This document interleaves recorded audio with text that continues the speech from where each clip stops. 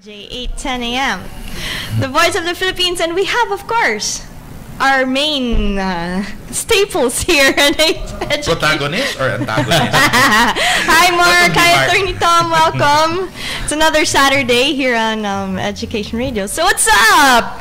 What's the latest? How's your trip?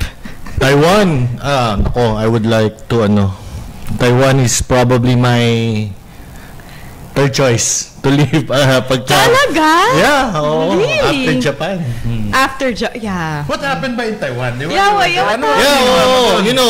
was I was invited by the OFWs there. Kasi meron sila every Sunday na gathering. And ay nga pala kila Chini, kila Roan. Good morning sa inyo. Good morning kay Ma'am Gina Hi. of Meko. Yan, good morning po sa inyo dyan sa Taiwan. And they were trying to kasi they wanted to learn about what's happening here sa atin. They want to be updated, especially with Hindi ba nila nababasa sa Diaryo yan? Or sa Or nanonood ba sila ng Philippine News Agency? They are. They're watching. They're very much attuned and they're very much engaged also. Kaya nga they wanted to pag-usapan natin yung RevGov and that direction towards federalism, which is yun yung gusto nilang ma-enlighten. Okay. May difference ba, Mark? RevGov, federalism. Let's say hi to ASEC Epi. Hi, ASEC. I know. Lodi. Proponent, okay? Assistant Secretary Epimaco Densing III, okay? The third. Always remember the third. The third. Yeah. Do not forget the third. Importante yun. Okay, anyway. Yeah. Anyway, so what's the difference ba? Diba? Nako. Well, from a legal point of view, a revolutionary government is an overthrow of basically the entire political structure, and that political structure is spelled out in the Constitution. Okay? A revolutionary government will basically get rid of everything, start from scratch, clean slate. We've seen this throughout history, diba? The French Revolution was a revolutionary government, the aftermath of the French Revolution.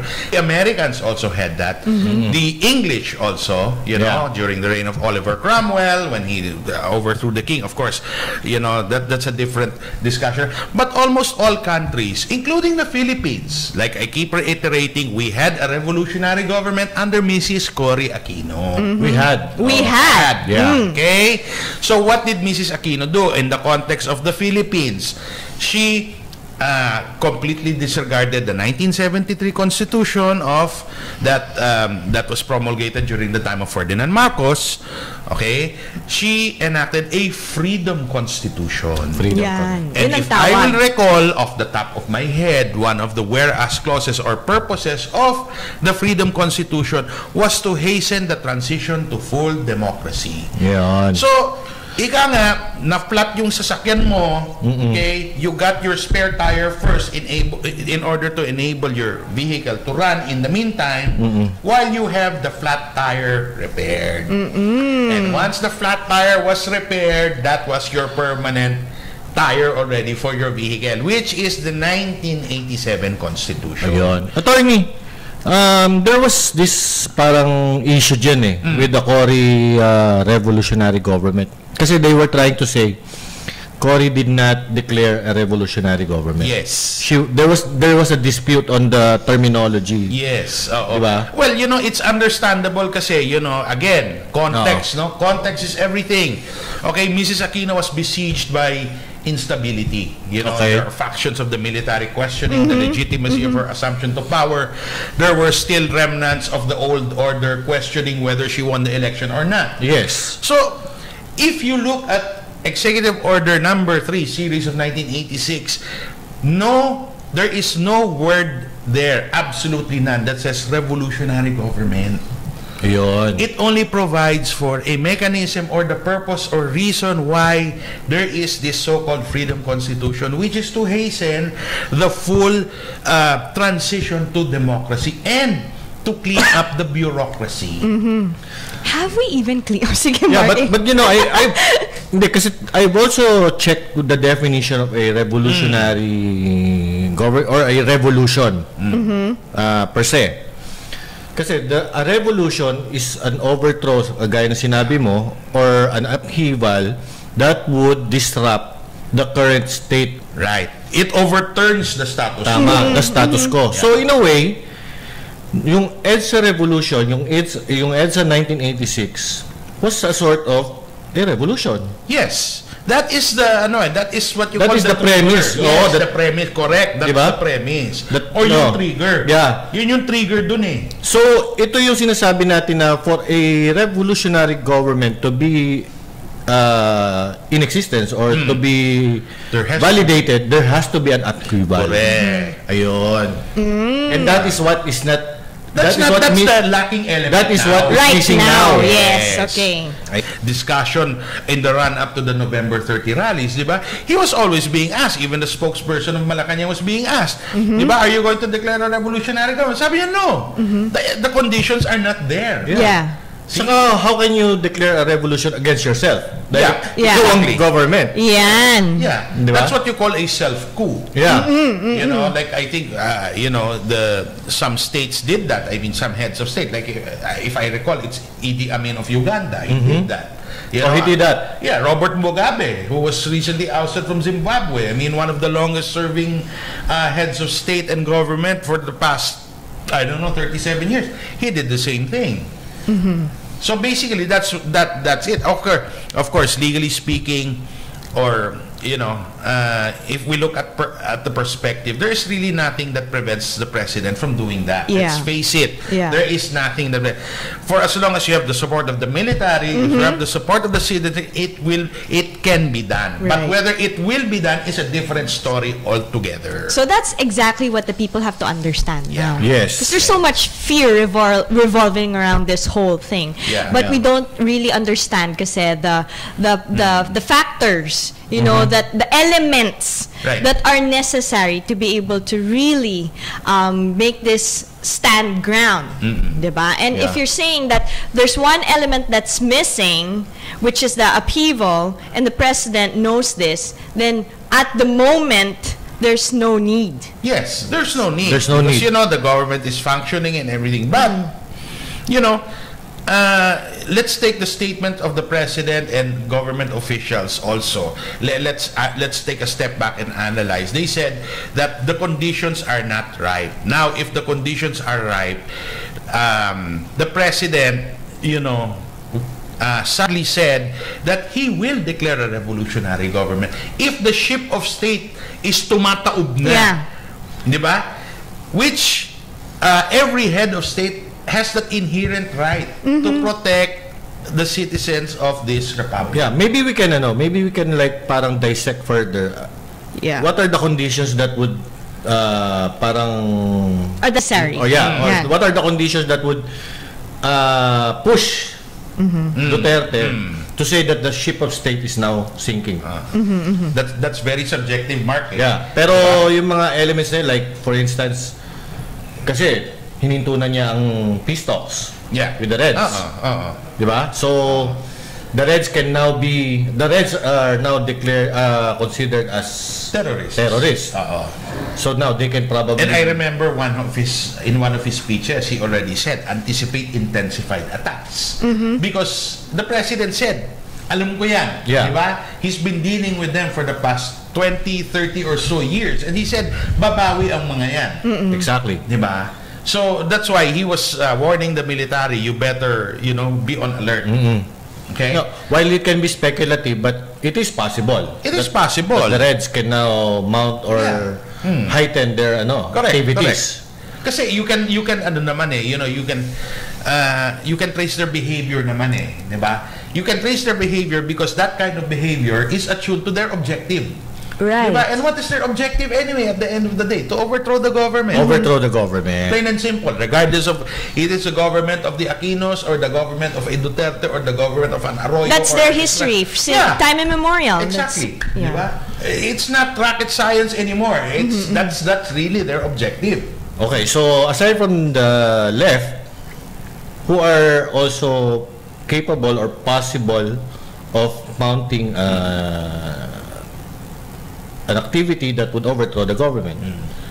Well, of course, in any undertaking such as the overthrow of a government, you will need resources. Yes. Okay, and who can supply these resources? What groups are capable of supplying? Two things. Which groups are capable of supplying the resources? And secondly, which groups will most benefit by supplying those resources? Yeah. Drug syndicates. Okay. And, the oligarchy. Yeah. Okay? Which are now being hit hard. Right, Yeah. right. And politicians. There you who go. are not aligned with the current administration. Okay. And who want to cover up. Let's face it, okay? There's always this discussion na naman na, there's vendetta, there is the witch hunt. So what? Yeah. Diba? From my point of view, so what? I have never questioned, okay, the motives of a government in going after its predecessor. Never. Okay? As a lawyer, I stick to the evidence. If you want to go after them because you don't like them, by all means, that's your right. But you better make sure that your evidence sticks. Yes. Okay? Yeah. Exactly. And you're hearing it from a lawyer because that's Right. the only way it will hold water. Yeah. Because if I will argue like that on behalf of my client in court, that, this is just vendetta, I will surely lose. I will lose my case as sure as the sun will rise tomorrow. That is for sure. If you want to go after your predecessors, I will repeat, regardless of your motive, because you don't like them, because you're pissed off, or you just want something to do, by all means, do it. But you better make sure that your evidence sticks. Yeah. And one thing with this current government, what I've been saying previously is that instead of this government pushing forward or making improvements, the thing that has been hounding this government ever since it assumed office is that it is still trying to correct mistakes or trying to clean up the mess that was left behind. Which is a cycle, by the way. Yeah. A never-ending one. And for how long is that? Yeah. Yes. 30 years. Example, the MRT. There you go. There you go. Di ba? Yeah. The MRT mess. On hindsight, di ba, yung umpisa pa lang, Mark, mistake na eh. Yes. Di ba? Oo. So, the MRT was like, it was planned poorly. Yeah. It was executed poorly, yung ano rin yan. Now, look at what the government is now doing. It was sinira excellently by Ito yun eh. Ito na yung kwento eh, di ba? Diba? Sinira ng maayos. Oo, diba? sinira ng maayos. Maayos ang pagsira, di ba? Sinira ng todo-todo. Yun, di ba? Maayos ang pagkasira. As early as 2010, the problems of the MRT were already surfacing with regards to the maintenance aspect. And the first DOTC Secretary of the Pinoy administration, who is Ping De Jesus, already took note of it when he assumed the office. And he was already saying that this is already dapat priority. Ika nga drastic na. Drastic diba, na. Nabasa ko yan, Mark, sa post mo eh. Yes, diba? Meron yes. kang running history. Yes. Kung gusto nyo malaman yung history, yung kay Mark Lopez sa Facebook, basahin ninyo. Anyway, go ahead. Yeah, so 2010 when Ping De Jesus assumed, and there were already problems even before they assumed office, the Aquino administration. So the very first thing or the priority project of Ping was to ensure that the maintenance of the MRT would continue with the current contractor, which is Sumitomo. Correct. Because in the previous admin, I think they were trying to restructure the overall BOT scheme of the MRT, which will include the Sumitomo maintenance contract. Okay. So what Ping did, or what Ping was trying to do, was to recommend, of course, to Pinoy, that Sumitomo should continue with the maintenance. Because Sumitomo was the one who built it in the first place.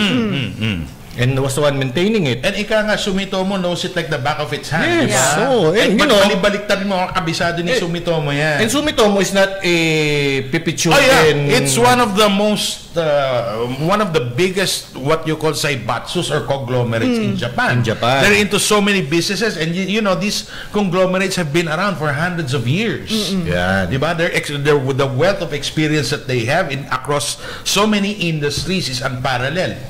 Okay, anyway. Yeah. Okay, so I think the reason why there were problems in 2010 that were surfacing is because there was this contract dispute with the original proponent, the Sobre Peña Group, and that includes the Sumitomo contract. So in a way, Sumitomo was trying to restructure also its contract. Now, so here comes Ping De Jesus recommending the same to Pinoy, that we should continue unless or otherwise the problems of the MRT will escalate. But unfortunately, Ping De Jesus only stayed for 1 year. Because somebody... Bakit 1 year lang? Because somebody has to give in. Because somebody will be coming in. Okay. Ayan. Sino yun? Someone has to move out, you mean? Someone has to move out. Okay. Because somebody's coming in. Okay. Remember, there was this one person in 2010 who ran for vice president who lost. And there is this 1 year ban for being appointed. For people to be appointed to any government position. So after 1 year, this person now has to take his place in government. And of course, we practice partisanship. Yeah, and of course, this person has to be prominent because, you know, the president before, the ex-president, has so much parang, how do we say this? Pero malaking utang na loob dito. Okay. Because this person gave way. Yeah. Okay. Di ba? Party and all. Yeah. This person gave way to Pinoy. Okay. Ayan. Okay, wait. Okay, so tutuloy natin. Yeah, commercial muna tayo. Hold that thought, Mark. We'll be right back here on Education Radio. Stay tuned. HY Media, DZRJ, ang himpilan ng bawat Pilipino.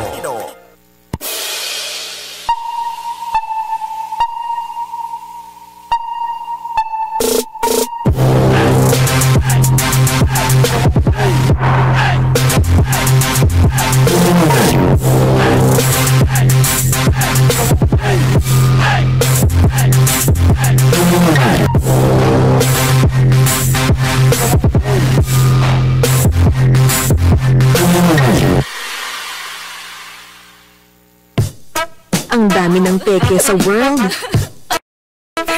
Pati ba naman puti mo? Peke din? Para totoong puti, mag Myra Vita White Moisturizer. May vitamin E at natural plant extracts to help nourish skin for that healthy white glow. May double sunscreen na, non-sticky pa. Ito ang totoong healthy white glow. From Myra Vita White Moisturizer. Yan ang alagang holistic. Trusted quality healthcare. Unilab yan. Basta may dalang frutos, siguradong ubos. Christmas is here again. The holiday season will be filled with reunions, gatherings of friends, office parties, Christmas parties, birthday parties, alumni homecoming with balikbayans coming to enjoy our happy country. This is also the season for enjoying Bistro RJ. Let our new dynamic Bistro RJ manager, Belle Ricablanca, craft a party package just for you. No party is too small or big. The Bistro fits 300 people. We provide the bands, TV screens, food and drinks. We solve your party problems. All these in a 5-star hotel, the Dusitani Hotel in Makati. Dance the night away at Bistro RJ, the home of rock and roll.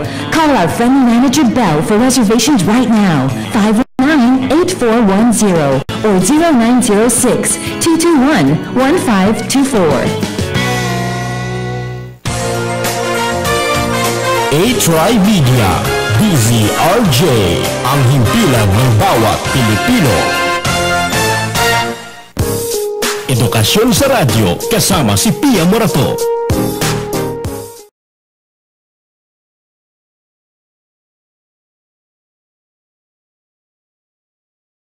Before many going issues. so many Yeah, issues. so many issues. Okay, one of the things that later on we'll be tackling also is the issue on this dengue vaccine. Oh my gosh. Wow. Pero Okay. tapusin muna natin Tapusin yun. muna natin kay Mark. Okay. Interesting yan eh. Yeah. Yes. So, somebody had to make way for somebody. Yes, somebody has Okay. to make way for somebody. I assume naman, Mark, Yeah. diba? When you make way for somebody, syempre that somebody has to be a better manager, a better person. Yan. Diba? Good, More good point. competent, Yeah. more Good capable, point. diba? That should be the presumption. Yeah. Yes. No, that's not the presumption. That is the rule, diba? In anything in the world, diba? Yeah. I mean, That we should be make the ideal. right. I mean, that's what makes, nations great. That's what makes societies great. You give way and you allow the competent to blossom and to do their thing, diba? And Yun ba yung objective doon? Well, tinanggal yung ano? well, in that aspect, because the DOTC is such a plum post, that anybody who would be there should really be a high profile. Marunong. In other words, marunong. Tsaka yung Talaga. position mismo, dadalhin siya. Okay. Diba? Remember the DOTC is... Bakit naman siya kailangan dalhin, di ba? Oo nga. Why should the position bring, what's the big deal? Yeah. Hindi ba kailangan trabaho? Okay, yes, okay. Hindi ko mag-gets, di ba? Oo. Ganito lang yan. The DOTC kasi ang daming project yan. Okay. Diba? So, yung MRT, yung airport, Okay. port, telco. Telco at the time, ha? Yeah.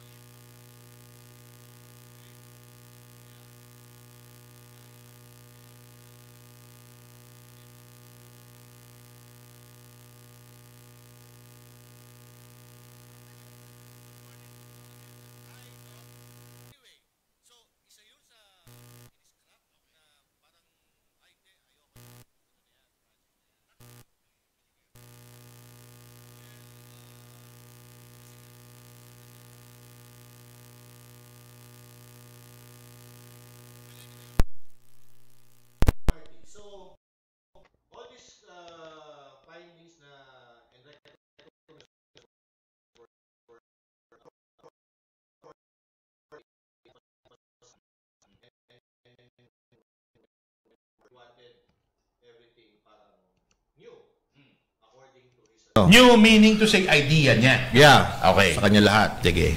So, in a year's time, inayos-ayos nila o tiningnan nila kung ano yung dapat nilang gawin sa MRT. And what they did was this, in the maintenance aspect. Okay.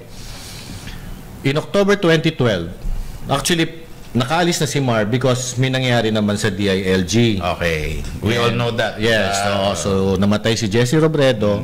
Nilipat siya doon. But before he left, ang ginawa nila sa DOTC, sa MRT maintenance, nag-appoint ng bagong contractor. Ayun. Tinanggal si Sumitomo. Ayun.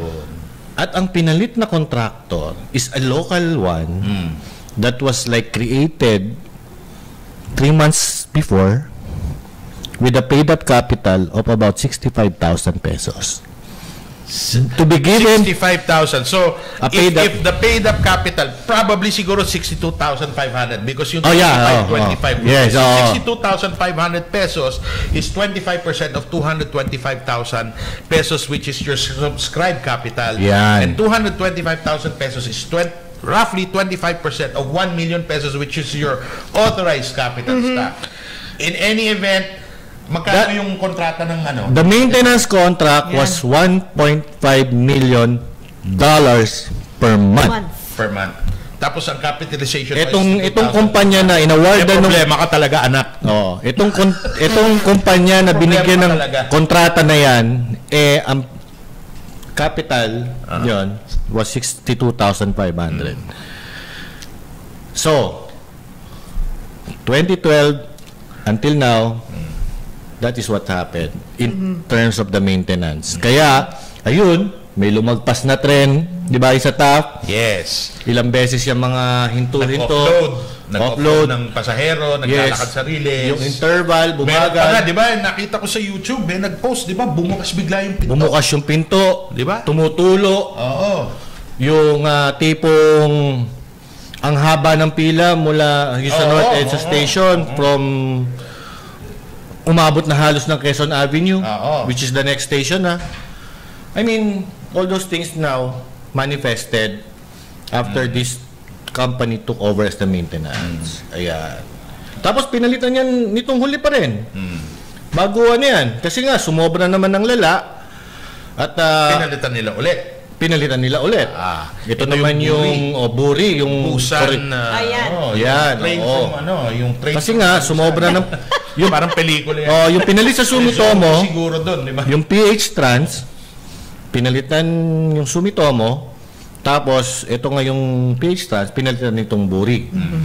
Which is hindi pa rin dahil bakit naman pinalitan? What's the purpose? reason? Yeah, what's the reason? pinalitan yung PH Trans? Hindi, pinalitan yung Sumitomo, ginawang PH Trans, di ba? Bakit? Ayan. Bakit naman, di ba? Well, I mean, if it ain't broke, why fix it? Why fix it? Diba? Yeah. Tumatakbo na maayos eh. Well, nagkaroon nga sila ng opportunity dahil actually under review yung contract with Sumitomo. Okay. But yun ang nangyari. So, nung nakakita sila ng pagkakataon na, pwede nating i-out at ipalit nga ito. Pero nakakapagtaka nga. Sumitomo, which is a giant Japanese firm, lalagyan mo ngayon, o papalitan mo ng isang local company na undercapitalized. No track record, no experience. A firm that was created 3 months ago. Hindi mo nga kilala kung sinong mga and one of the directors was supposedly a relative of a DOTC official. Ayun. Aray. Ano sabi mo, Tom? May problema ka talaga, anak. May problema ka. Nako. Nagkaroon pa ng issue dyan. Dahil aside from Sumitomo, dapat isa pa sa programa sa MRT, dagdagan yung mga trains, yung coaches. So nakikipag-negotiation na sa Czechoslovakia. Commission. So in short, Mark, natuloy ba itong Inicon purchase? Hindi, di ba? Dahil pumalag nga yung So, nung hindi natuloy itong purchase nung hindi natuloy itong Inicon, bumili ngayon ng China. Dalian. Dalian. Ano nangyari? Ano nga ba nangyari? Hindi kasya yung train sa track. Hindi kasi. Di ba? Gumastos tayo.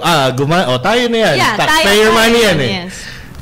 We spent 3 billion Pesos to purchase. Nasaan ngayon yung mga bagon na yan? Those railway cars? Nasaan na ngayon? The Duterte government has prudently asserted that we should return it now. Okay. Just like the trash also. Yeah. So isosoli na yan. I think it's because also, di ba, I mean, legally speaking, di ba, when you purchase something, like when you purchase a highly specialized, may specs yan eh, di ba? Like it has to have 5,000 kilometers test, it has to have a signaling system, the wheels, or the rail have to fit the rails. Yeah. Diba? I don't know the technical term, so I'm just using the layman's term. So, if the obligor, in this case, the seller of the product, Dalian China, did not meet, it is right for the Filipino to what you call rescind the contract. Yes. Diba? And when you rescind, magsolian kayo. Diba? I will return your product, you return my money. That's how it is. Of course, it's very good also that we have excellent relations now with China. Yes. I think it's easy now to pakiusapan na lang, balik pera na lang. Yeah. Tama. Although I think we will not be able to recover the exact. Well, again, meron ng mga may di ba? costs Penalties involved na yan, yan. But charges. still, better than nothing. Better than that. Like I always tell my clients, what do you want? 1 or 0? Yan. Diba? Tama. And it gets better. Because isosoli na yung You mga mean train. it gets better pa? I mean, isosoli na nga yung mga train. My God, I thought this was the best already. Isosoli yung mga train. And the Duterte administration is now going to get back Sumitomo. Yeah, Yay! Yan. And, it is now a government-to-government arrangement na. Meaning, so no more private, no more bidding for that because it's now government-to-government. And I think part of the package, Mark, if I read correctly, Pia, part of the maintenance contract is official development assistance from Japan. Anyway, Japan is helping us with our transport network like the subway, di ba? Tama. So, ika nga, nandyan might as well, di ba? Saka yung common sense na, itong Sumitomo ang ang may alam nitong MRT, dito natin ulit And bigay. I heard also, Mark, I was reading also that one of the long-term issues talaga ng MRT is talagang overtime kasi nga LRT yan di ba? Light rail transit yan light, meaning to say up to a certain capacity. Hindi nila na-foresee that from an average of 350,000 commuters every day, umakyat to more than 500,000 every day. Yes. So it puts a strain on the track and on the wheels of the trains themselves. Umuoblong yung wheel. Kaya nga bumabagal yung MRT ng pagbiyahe kasi nga mahirap na baka mag-derail. So what is part of the solution there? Sumitomo daw will overhaul the entire train system. Tama. In order to accommodate increased capacity. Correct. Which brings us back to the the experience that you were talking about, Tom, earlier, because they have experience with us. Yeah. Sumitomo. Yeah. Right? They know what the That's Philippines is basically like. 12 years. Exactly. Yeah. So, they can come back to it. Yeah. And they can help us resolve. Yeah. That's an important thing to remember. Whereas when the unexperienced one was hired, what the heck do they know? Yeah. They came in the cold. Right? Diba yung signaling system daw binili sa bangkal? Ano ba yan? Nitong mga hulid dahil For the life of me, pati I'm spare so parts sorry. problema. Binili sa bangkal. For the life of me, which is why I was telling Attorney Tom and Mark earlier. It's like yesterday I had such a difficult time commenting on my Facebook about all these issues because I cannot anymore take how we can actually compromise souls.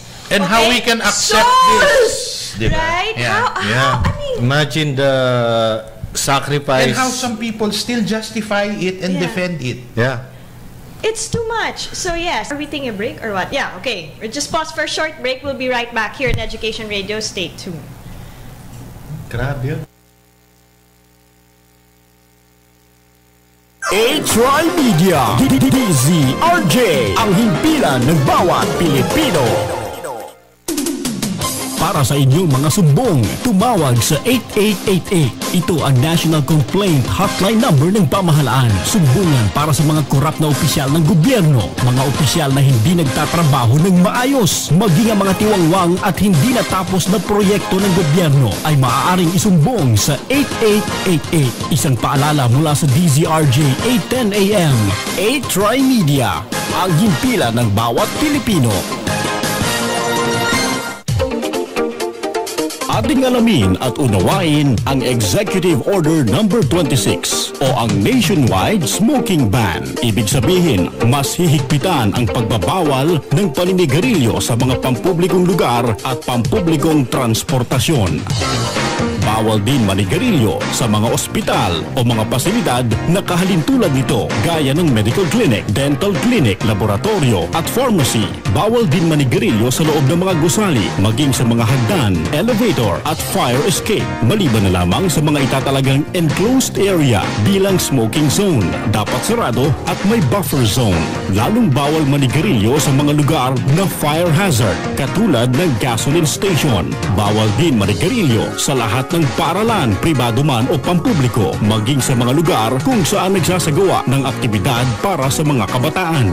At lalong bawal manigarilyo sa mga lugar kung saan naghahanda o gumagawa ng pagkain.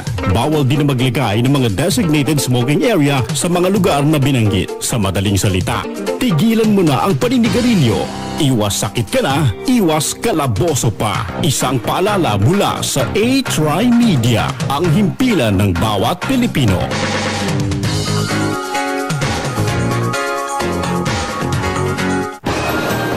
Isang pagbati ng tagumpay sa Litrato Philippines. Pinarangalan bilang Most Outstanding Radio Program ng Gawad Sining Short Film Festival 2017. Maraming salamat sa karangalang ito ng A-Try Media, ang himpilan ng bawat Pilipino. Ho, ho, ho! Merry Christmas, everybody! The RJ Guitar Center Legendary Sale is on again. A 2-day Christmas sale. December 9 and December 10, Saturday and Sunday. Every item in all the stores is on sale. From guitars, amplifiers, keyboards, drums, accessories, everything in the store. Now listen to this. From opening to 12 noon, 20% off. From 12 noon to 1 p.m., 25% off.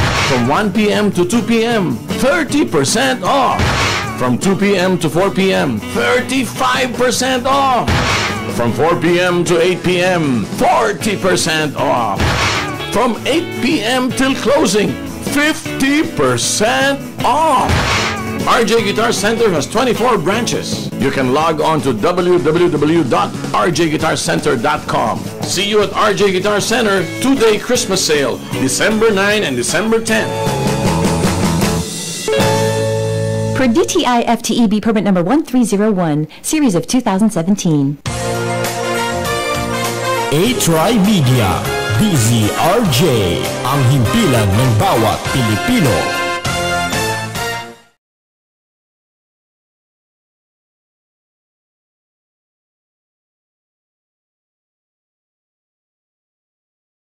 Good morning, and we're back here in Education Radio, where we deal with anything and everything about Philippine education, particularly today with my special co-hosts. Woohoo! I'm so happy to have them as co-hosts on Education Radio. We've been talking about all the issues, in the Philippines. I mean, we've been, Right? Go ahead, take it away. Take it away. Oh, let's put closure na sa MRT. Yeah. So we had that. Then there's another issue. I mean, government now is doing something about it. They've filed cases. Okay, so let the chips fall where it may, and let's. And if I just can interject, okay, when some people have been asking me, like, why are we talking about these things? Why not? Okay, you have to know about it. Yeah. You have to know what's going on in your country, why things are failing, why things are moving forward. You must know for next time when you vote. Right, put someone in position, or when you hire, you're going to put somebody there who knows what to do about our problems in our country. You know, a lot of people in this country, Pia, have that attitude, diba? If we don't talk about it, it will just go away by itself. Yeah. I'm sorry, that's hindi ganun yun eh. Diba? You have to face the hard reality. You have to face the hard cold facts. Right. Diba? Because as a lawyer, the facts will never change. Correct. Exactly. It is what it is. And you know, what I've been saying nga kanina pa na ang problema ng this government now is that instead of moving forward, they have to keep defending themselves. They cannot govern, di ba? Yeah. Instead of us trying to like progress or to develop, nandun pa tayo sa we're correcting. Right. The past. The past. Of the past. Oo. And then hinihila pa pababa. Hinihila pa pababa. Knacker. Diba?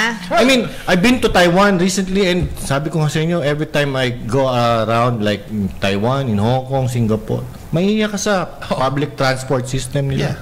Yeah. I mean, you have one card that can you use for the train, bus, taxi, even to 7-Eleven and Starbucks. Yeah. I was in Osaka about 2 or 3 weeks ago, and it's the same thing. You know, in one day we were able to go sightseeing in 3 different cities. Can you imagine? Yeah, public transport using public transportation. In Japan, recently there was this news. Yung train na paaga ng 20 seconds. Nag-apologize ang train company sa public. Diba? And President Duterte, I mean, with the most recent issue, right? He went out to say, I am so sorry. Right. Yeah. And it wasn't his fault. And it wasn't his fault. Wasn't his fault. Yeah. You know, he apologized, right? That's a measure. Yan ang tunay na lalaki. Yan. Diba? Okay. Hindi kagaya ng mga di ba na lang. Okay. So, alam niyo ibig sabihin sa P. Okay. Alam niyo yun? Oo. Hashtag P. Yun. Pia? So, okay, next. Ano pa yung mainit nating issue ngayon? Nako, kahapon lang, di ba, Mark? I think Pia, di ba? I mean, this is something that, you know, as a mother, di ba? Nako! Wow! Oh boy, di ba? Yung, Deng Vaxia. Deng Vaxia. Deng Vaxia. Tama ba? Did I say it right, friends? Okay. Yeah, okay. Ay, nako. How do we start? I mean, what kind of government would put its children, its people at risk as guinea pigs? What kind? Yeah, tama yung sinabi mo, Mark. Diba? What kind of people, what kind of government would put their children? Yes. We are the children. Children. 9 Children. years old. Diba? 9 years old. So 700,000 were put at risk because of this vaccine that was not really what was still on trial basis. Ako, Mark, unwittingly, unknowingly. Yeah, right. According to them, 'di ba? Ako, Mark, simple lang you know, I refuse to be a tenant in a large hacienda that they think is called Hacienda de Pilipinas. I refuse to be a tenant. Okay? I will not, personally, I will not stand for these things. Okay? Alright. Now, kayo, if tingin ninyo okay yan, then go ahead, di ba? But ako, I will not stand for these things, okay? Kasi sa mata ko, sa totoo lang, yung mga responsable yan, mga pilang yan. Okay? Huwag kayong matatakot sa mga yan. Okay? No, but somebody really has to answer for this because we put our children at risk. And this is like, if there's a crime against humanity, this is it. Bakit ba tayo na-excite dyan sa vaccine na yan? Siguro, bakit ba? Ano ba yung kailan ba yung time frame yan? Crucial yan Oo, kasi again, facts do not lie. These are the facts, okay? So I think it was like December 2015. Okay. That there was this negotiation with the supplier, with the pharma company, Sanofi. And in Paris, di ba? Nakita ko. May video pa sa Paris. That the president at the time, Noynoy Aquino, met with executives of Sanofi and they told him that, you know, they are very excited because they are developing a vaccine for dengue. Meron pang developing, ING, Okay, so what is interesting, ito siguro later ma-explore natin, but medyo kasi Sanofi was also part of the Yolanda Rehab. Ganun ba? Yeah. So, parang meron yatang, well, hindi ko pa maano, but Yolanda Rehabilitation, France, was one of the active countries that contributed. Yes. Okay. And I think yung kasama dun sa dinonate ng France was yung Sanofi na mag-ano ng housing. Okay. Alright? Okay. Now, I think what happened was France was trying to audit and parang binlacklist tayo after Yolanda. Okay. Binlacklist tayo nino ng France. Ng France? Sa donation ano dahil daw? well, hindi ko pa I think it has to do with Yolanda na hindi na account yung donation. Yung donation nila. So what the government need to make bawi is now to buy the vaccines. Payback time. Bakit naman? Ano pa yan? I mean, ano pa yan? Ito, this is my question naman. Why was the government at that time so, they were so bibo to get back into the good graces of France? Di ba? Well, bakit naman kayo nag-react ng ganyan? Di ba? Parang, tama. Di ba? Natataranta kayo na nagkakandara pa kayo dyan na blacklist kayo. Gusto nyo bumalik sa good graces of bakit? Di ba? Well, isa pang timing maybe dyan. a billion reasons? Yes. Isa pang timing kasi, 2015, December, is like 6 months away from May 2016. And that's what, if I recall, that was about 1 or 2 weeks before Rodrigo Duterte filed his substitution for candidacy as president of the Philippines. Yeah. Remember, the official period for filing, if I'm not mistaken, was I think October. Of 2015. Yeah. So December 2015, mainit na yung usapan ng eleksyon at that time. Okay. Anyway, sige. And we're talking about how many billions of this sa vaccine? What, 34? 34 billion. Yeah. Yes, 34 billion. 34 billion purchase. And ayan, so I think nagkasundo by December 2015, in-administer, ginawa ng kagad. Etong nakakaano it was still parang being tried or tested pa, the vaccine itself. And there were other countries. Kasi ang usapan pala dyan, it will be the country who will approve.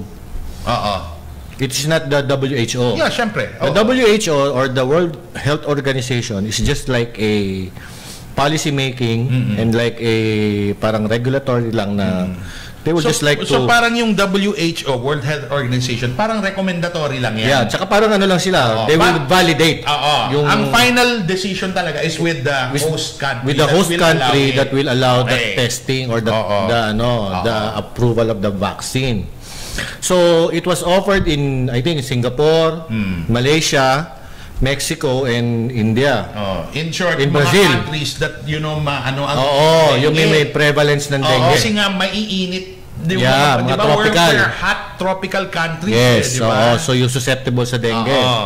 Okay, so what I understand is that Mexico approved it pero private lang. Okay, private testing lang. Private like testing. A small group. Yes. So tsaka bahala yung mismong doktor. But it is only the Philippines in January na ginawang for further results before As far as I know, at least from what I learned, and from doctors also, na if anything that has not been parang tested for 5 years, that period, you can't really say that it works. A vaccine works. Well, this one seems to be so sudden. Right? And we took on it right away. Well, to be fair, to be fair, it's not as if naman na dangerous talaga as it is. But but the potential. The issue really is not whether the drug works or not. The issue is kanina mo i-administer yan. Because the problem there is those who have not had dengue and you administer that, the minute they get bitten by mosquitoes, they run the risk of higher complications of dengue. Those who've had dengue, okay lang daw. Okay lang. Di ba? Because there are 4 strains of dengue, 4 na klaseng dengue yan So, kung tinamaan ka na before by 1 strain and you're administered the vaccine, you are protected from the remaining 3 strains. Okay? Ang problema lang is if you have never had dengue in your entire life and binigyan ka ng vaccine, Once kinagat ka ng dengue mosquito, the symptoms or the manifestations of disease will become worse. Kasi parang wala ka pang antibody. Yes. And that is where the problem lie dahil nagkulang ang gobyerno. So that is reckless imprudence, you know, Tama. administering, you know, Nag-random indiscriminate na. administration of the vaccine. Automatic 700,000 public health centers. Basta Go. 9 years old, sige. Without 9 years old, without distinguishing whether those children have already had dengue or Yeah, not. walang blood test or what. Kasi i-distinguish mo muna before you give it. And the problem is also in our country, since we're third world, and when it comes to health, we're already so far behind. Yes. So nutrition-wise and how to just address a dengue issue offhand, without this vaccine is already a problem. Yes. What more when you put this, diba, on top of it? Patay. Ayan. Diba? 700,000 kids. So again, you know, going back to what Mark said, going back to what you said, Pia, di ba? We're taking a step back na naman. We have to Ayan na naman. What happened, you know, 1 year ago, barely 1 year ago. I mean, you know, again, 34 billion pesos is not. Yeah, where can it go? Imagine that money, That can where build it could Marawi. have gone. Yeah, exactly. 34 billion pesos can rebuild Marawi, di ba? So, since we have a few minutes left, all these issues that we've been talking about, what's the point? The point is, Attorney Tom? Tuwid na daan is daan paatras. To put it mildly, di ba? Tuwid na daan is daan paatras. Kasi we have to go back na naman and correct these things. MRT, for example, like what Mark said, di ba? We are addressing it only now when it should have been addressed in 2010. Okay? This dengue vaccine, you know, that was supposed to have been a miracle cure. Diba? To help us fight dengue, we have to take a step back na naman. We put now our children at risk. What gets me is that, you know, you are putting lives of our children at risk. Diba? And I have to say this, the President has said over and over again, if you endanger the lives of my country, if you endanger the children or the future, I will kill you. So, pag-isipan nyo yan.